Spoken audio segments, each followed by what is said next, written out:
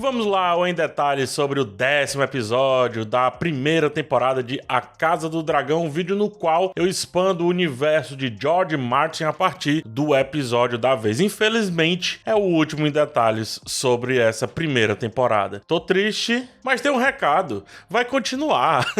Só que agora com vídeos semanais. Toda segunda-feira vai ser o nosso dia de encontro aqui no canal, falando sobre um aspecto por vez aí dessa grande obra aí do George Martin, expandindo Sete Reinos, Essos, tudo que aconteceu aqui na série, enfim, tá? E aí isso com mais tempo para destrinchar os temas escolhidos. E assim seguiremos toda segunda-feira até 2024, quando estrear a segunda temporada da série. Tamo combinado? Aproveito para reiterar, gente, vejam os em detalhes anteriores, algo que apareceu no episódio, provavelmente eu já falei sobre. No episódio passado, teve gente reclamando de coisas que eu já tinha falado no em detalhes sobre o episódio 2, por exemplo, só pra você ver, do episódio 9 pro episódio 2. Tem que assistir antes de reclamar, e não... Eu não vou ficar buscando bobagemzinha que tá na bengala de fulano ou de beltrano. Isso não expande o universo. Esse quadro continua, lembrando, toda segunda-feira, meio-dia, e vamos pra mais. Muito obrigado por propagarem tantos meus vídeos, por terem gostado, pelas fotos de vocês no Instagram, assistindo enquanto comiam, enquanto trabalhavam, enquanto, enfim, lavavam prato. Podem continuar postando, vou repostar, adoro essas fotos. Então, muito obrigado por esse carinho também e prometo tentar melhorar a cada vídeo. Agora vamos lá pro que interessa. O último, hein? Eita! Mais um dragão apareceu, seu nome é Vermithor, conhecido também como o Fúria de Bronze, o ex-dragão do rei Jaehaerys, né, que é o rei anterior ao Viserys. Vermithor é chamado como o Fúria de Bronze por conta da sua cor e principalmente das suas enormes asas com cor de bronze. Em tamanho, Vermithor só perde para Balerion e Vhagar, e nessa época já tem quase ou um pouco mais ali de 100 anos. Apesar de menor do que Vhagar, ele é mais agressivo, porém mais adestrável, o que acaba sendo algo muito bom do ponto de vista do que a gente está tendo aqui nesse 10º episódio da série, né? Ele é bem tolerante a humanos, porque ele foi muito tempo guiado pelo Jaehaerys, né? Então ele tem essa tolerância altíssima ali com os humanos. Eu não vou dizer quem vai dominá-lo, para não dar spoilers, então vou parar por aqui e vou trazer outros pontos para trás, ou seja, o que aconteceu até agora com esse dragão, o Vermithor. Tão logo que Jaehaerys reivindica o Trono de Ferro após a morte de Maegor I, ele aparece voando Vermithor lá em Porto Real. Casado com sua irmã e esposa, Alysanne, é curioso saber que Vermithor tinha muita afeição à dragão dela, a Asa Prata, ou a Silver Wing, né? Eu não sei se eles vão traduzir ou não. A Silver Wing é a tal da Asa Prata, tá? Curiosidade, ambos visitaram o Winterfell, e isso com mais 6 dragões, e Vermithor com Asa Prata foram também para além da muralha. Isso depois de Alysanne, né, Alysanne, ficar entediada lá em Winterfell, lá no norte, então foram dar um rolê para além do grande muro do norte, tá? Há uma lenda de que existem dragões, ou melhor, ovos de dragões em Winterfell, mas é só lenda, e essa lenda começa a surgir dessa incursão aí de Asa Prata e Vermithor lá para as terras dos Stark. Depois que Jaehaerys morreu e Viserys assumiu, Vermithor ficou sem cavaleiro e se estabeleceu em Pedra do Dragão, fazendo um covil nas cavernas de Dragonmount, um vulcão onde vemos a cena de Daemon cantando em valeriano para acalmar o dragão. É evidente que ele vai ter um peso importantíssimo na dança dos dragões, mas eu não vou dizer quanto. É só imaginar que Vhagar destroçou Arrax no meio e que, por isso, o tamanho nesse caso tem feito diferença. Detalhe para a mandíbula protuberante meio desconexa ali de Vermithor, e nesse caso meio frouxa também, né? E isso é por conta da idade, como eu disse, quase ou um pouco mais de 100 anos. E ele também é descrito assim, o que demonstra a sua agressividade, com os espinhos que tem na sua cabeça, na sua face. E a aparência meio estragada denota também essa velhice, né? Por exemplo, as asas dele, segundo o descrito, a gente não viu na série, mas as asas estão todas rasgadas, destruídas. E é difícil executar algumas manobras em um dragão, melhor dizendo, tão velho assim. Tá aí, esse foi mais um dragão da série, Vermithor, o ex-dragão de Jaehaerys, né? Que é o primeiro rei que a gente vê aqui acontecer na série. Lucerys foi visitar o Lord Borros Baratheon para conseguir a sua lealdade a Rhaenyra durante o início da Dança dos Dragões. Vimos isso. E vimos também o resultado disso acontecer em tela. Luke, ele foi só para o temível castelo de Storm's End, uma verdadeira fortaleza que fica nas Terras da Tempestade, as Stormlands. Eu vou falar resumidamente sobre o castelo, porque vai ter um especial aqui no canal sobre não só ele, mas sobre os Baratheon, sobre Stormlands, que é um dos meus locais favoritos em Westeros, então eu não vou comer muito essa pauta, mas vou falar bastante agora sobre o castelo, tá? Storm's End é a sede da Casa Baratheon e já foi a sede da Casa Duradon, que é uma das primeiras casas aí de Westeros. Na altura de a Casa do Dragão, ela está com o Lord Borros, mas já foi a casa de Robert Baratheon, melhor, será a casa de Robert Baratheon quando a gente fala em Game of Thrones, né? É porque Game of Thrones passou antes, mas as histórias se passam depois. Enfim, vocês entenderam. Então, antes do Robert chegar no Trono de Ferro, ele sentou ali no trono de Storm's End. E durante Game of Thrones, o responsável era Renly Baratheon, tá? Só pra você se situar, né? Os Baratheon são conhecidos pela força, pela teimosia, pela agressividade. E o intelecto não é muito forte deles, não. Tanto que na cena a gente vê o Borros chamando o mestre para ler a petição da Rhaenyra, né? Então Storm's End parece também um pouco com os seus mestres, com os seus senhores, digamos assim. É considerado um dos castelos mais robustos do reino e conta as lendas que ele é protegido até por feitiços encruados em suas paredes, em sua construção, impedindo que a magia afete aquele local, mas não só a magia, o ambiente, né? As tempestades, as ventanias, a água e por aí vai. O castelo é cercado por uma grande parede de 100 metros de altura e 40 metros de espessura, isso do lado terrestre, que é o lado que precisa ser mais fortalecido. Do lado marítimo, tem 25 metros de espessura. Apesar de ter só uma torre, ela é grande. Ela é muito alta, compartimenta tudo que é preciso ali para um castelo existir. E as paredes do castelo, né, a torre está ao centro e as paredes do castelo são conectadas de tal forma, as junções são feitas de tal forma que parece um punho encravado ali nas pedras daquele local. Lucerys, ele chega pelo mar no castelo e dá pra gente perceber essas paredes extremamente fortes, né, robustas. E também como o castelo é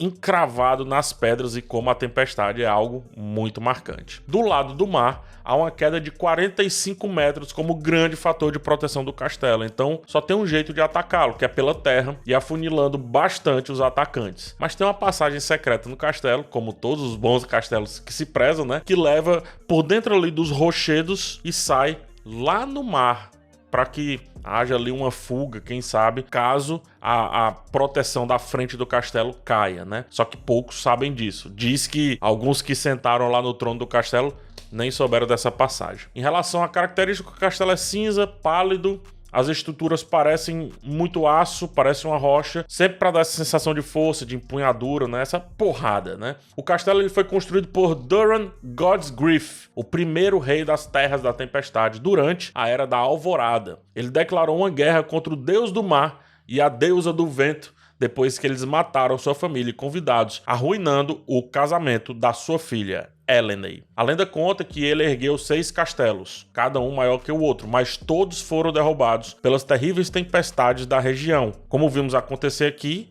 a região ela é açoitada, por isso o nome também, né? Por grandes chuvas, por grandes monções. O 7º castelo foi construído e esse se chama Storm's End, por isso ele é também chamado de o Desafio de Duran, sendo o único castelo capaz de suportar todos aqueles intempéries. Tem quem diga que isso só aconteceu porque as crianças da floresta deram uma ajuda na construção, usando ali a sua magia para levantar as paredes e fazer com que elas resistam a todo esse impacto que aquela região proporciona. Outros acreditam que um tal de Bran, o construtor, aconselhou o Duran em sua construção. Bran foi o mesmo que ergueu a Grande Muralha do Norte. Mas aí já é lenda. Agora, gente, rapidinho uma pausa aqui no vídeo, porque eu preciso faturar para me aposentar um dia, tá?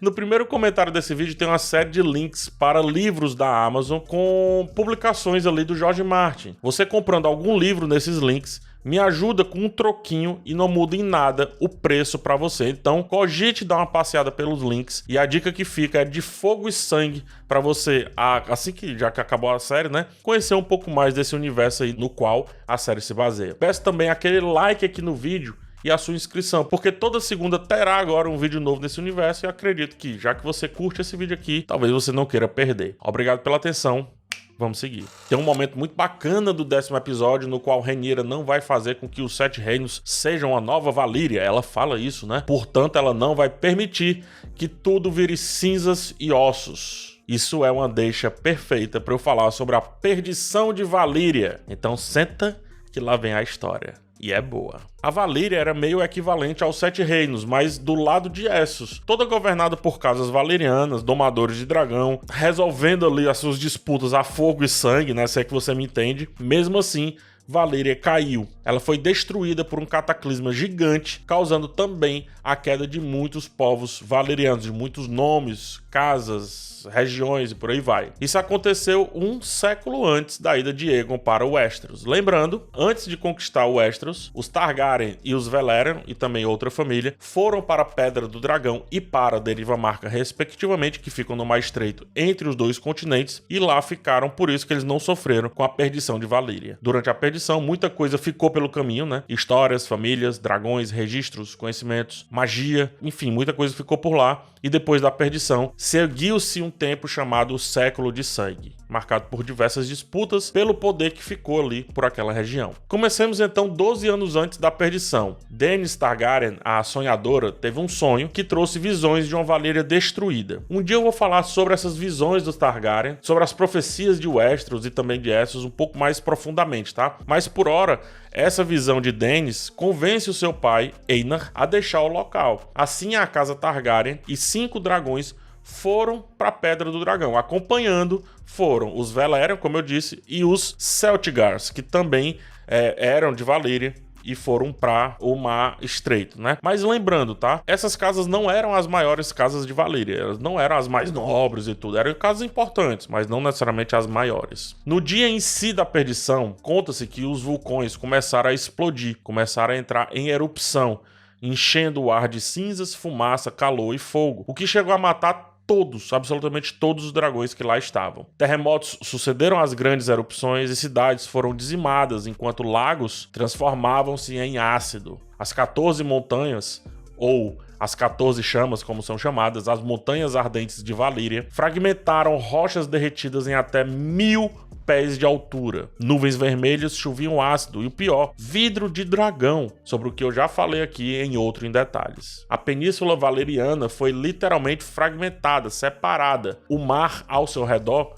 ficou fumegante. É como dizer que a perdição foi um evento natural, mas tem quem diga que foi algo religioso também, uma punição. O Septão Bath atribui que os feitiços dos valerianos que tentavam controlar as montanhas foram longe demais. Falharam e por isso elas entraram em erupção. Os 14 vulcões entraram em erupção. Dizem também que era o controle dos dragões, né? Tentar domar e controlar aqueles seres que faziam Valíria se vingar daqueles filhos que saíram de dentro dos seus vulcões, de dentro do seu seio. Mas enfim, tudo isso é só lenda. O fato é que a perdição trouxe grande caos a Essos. No século seguinte, o século de sangue, várias famílias tentaram pegar o vácuo deixado pelas famílias valerianas. As cidades livres tentavam prosperar e tomar o poder cada um de um jeito. Os Dothraki conquistaram muitas terras nesse século, e as cidades escravas da Baía dos Escravos tomaram de volta o poder da sua região para si, ou melhor, conquistaram a sua independência, né? Alguns senhores de dragões, de Lys e Tyrosh, prosperaram,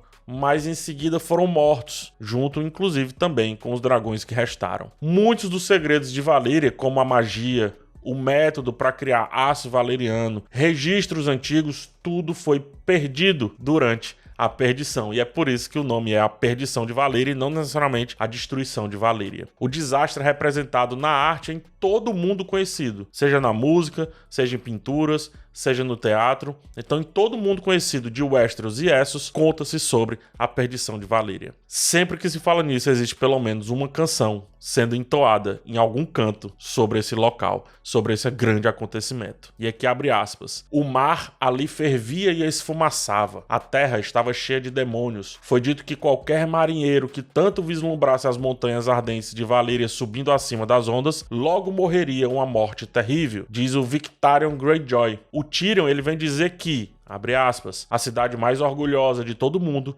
se foi em um instante. Seu lendário império desapareceu em um dia. Tudo queimou, tudo se afogou e se afogaram. A perdição é um dos maiores acontecimentos do mundo conhecido. Não há quem não saiba essa história e as guerras consequentes dessa história. Tanto que, quando a Rhaenyra fala que não quer a mesma coisa ali para os Sete Reinos, todos compreendem automaticamente. Afinal, não se sabe o que é pior. A perdição de Valyria ou o século de sangue que, segundo muitos, ainda é parte da perdição de Valyria em si. E há quem diga que, até a existência do último Targaryen ou do último Valeriano, a perdição de Valyria ainda vai continuar viva. George Martin se inspirou no mito de Atlântida e misturou isso com a queda de Roma, né, para criar aí essa história. Eu costumo dizer que Númenor está para Tolkien, assim como Valyria está para George Martin, guardadas, obviamente, as devidas proporções e as devidas particularidades. Tá aí, foi um pouquinho da perdição de Valyria, mas tem muito mais coisa para comentar. Tem as famílias, os dragões, acontecimentos, tem sobre o século de sangue, tem muita coisa. Você fica aqui que toda segunda-feira vai ter um videozinho, ó, aprofundando um pouco mais nesse universo. E é isso, gente. Chegamos ao fim dessa cobertura. Foi um prazer enorme fazer esses vídeos para vocês. Mais uma vez, obrigado pelo carinho. Saiba que a cobertura nesse universo continua aqui no canal, mas sobre a série em si, esse é o último vídeo, tá? Toda segunda-feira a gente tem agora um ponto de encontro aqui. Eu deixo um forte abraço em vocês, até a próxima. E também um querido tchau. E mais uma vez, um grande, muito obrigado pelo carinho de vocês. Foi impressionante. Eu vivi dias fantásticos. Muito obrigado e tchau.